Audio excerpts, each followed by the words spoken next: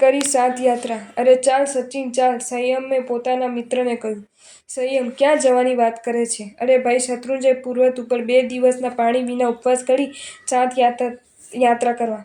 એમ? કોણ કોણ જાઓ છો? અમે 500 યુવાનો પાવન ગિરિરાજની 7 યાત્રા કરી નજીકના ભવોમાં મુક્તિની ટિકિટ મેળવીશું. એનું વળી એટલું બધું મહત્વ શું છે? તું કંઈક સમજાવીશ? હા ભાઈ, કેમ નહીં? પૂજ્ય ગુરુદેવના મુખેથી જ એમનો મહિમા સાંભળ્યો છે તે તને જણાવવામાં શું વાંધો? તો ભાઈ બરાબર સાંભળજે ને અમારી સાથે તું જોડાઈ જજે. આ તીર્થભૂમિ ઉપર અનંતાનંત આત્માઓ પરમ પદને પામ્યા છે. કાંકરે કાંકરે અનંત સિદ્ધ છે ભાવિ અનંત.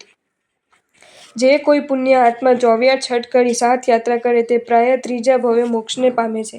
કારણ કે જ્યાં અન્ન અને પાણીનો ત્યાગ કરી શરીરને ખૂબ કષ્ટ આપી જે દેહ ધ્યાસ છોડે અને અનંતાસિદ્ધ આત્મા જોડે મન જોડે સતત 2 દિવસ તેમનું જ ધ્યાન એમનું જ રટન એમનામાં બની જવાથી આપના મન વચન કાયાના યોગો ખૂબ જ પવિત્ર અને નિર્મળ બને છે. જે અનંત આત્મા શુભ ભાવો દ્વારા સિદ્ધિપદને પામ્યા છે તેમના અણુપરમાણુ દ્વારા આપણો આત્મા વાસિત બને છે.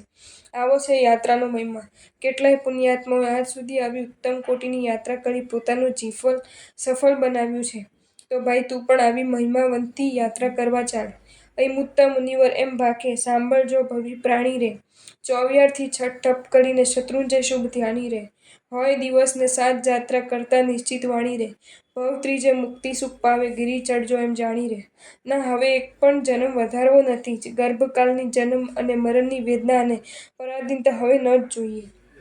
ભવનો થાક લાગ્યો હોય તો ભાવપૂર્વક 24 છઠ કરી 7 યાત્રા કરી લઈએ. ત્રીજા ભવે મોક્ષની ગેરંટી કેવલી શ્રી અયમુક્તાજી આપે છે.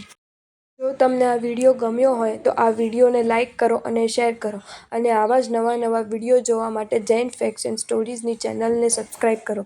ધન્યવાદ.